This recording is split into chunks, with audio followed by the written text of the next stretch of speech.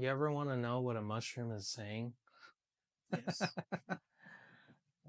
That's that's the point.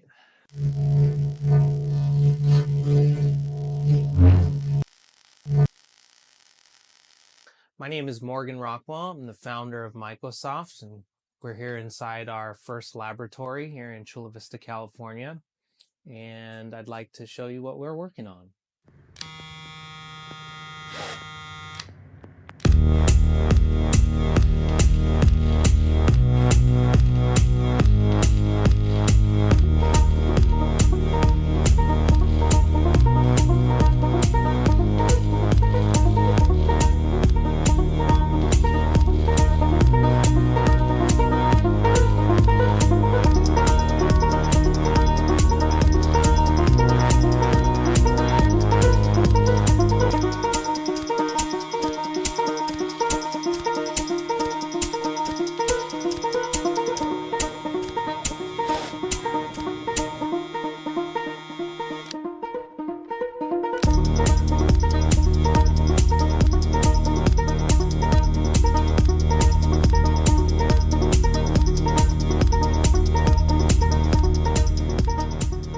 Okay, so this is mushroom one.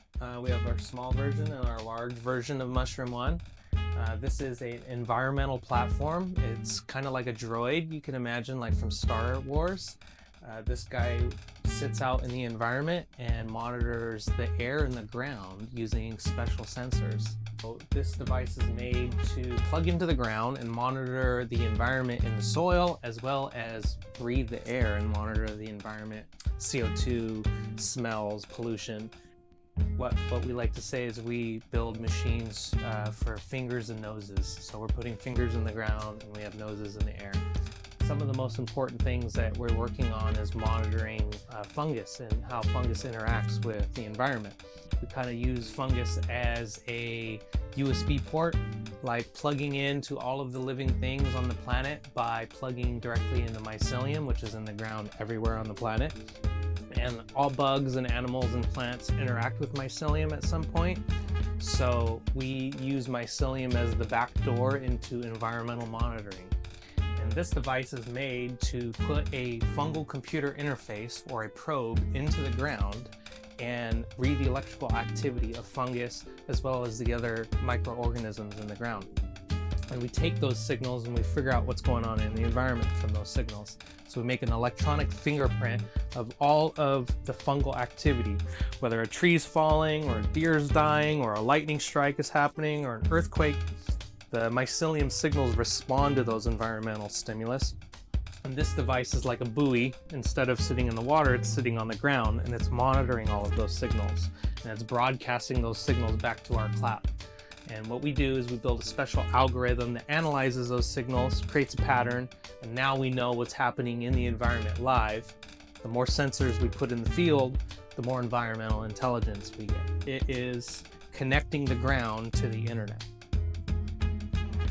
So one of the most important things Mushroom One will solve is putting not just sensors, but as well as an internet mesh network in the ground, allowing other devices to connect to Mushroom One and extend that internet service out into the forest, the desert, and the jungle.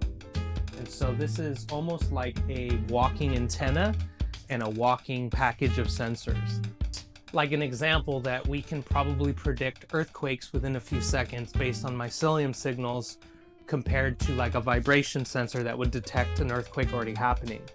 So there may be organic signals before an earthquake that mycelium in the ground is already responding to before a sensor on the surface vibrates and tells us an earthquake's happening. And this is an environmental droid.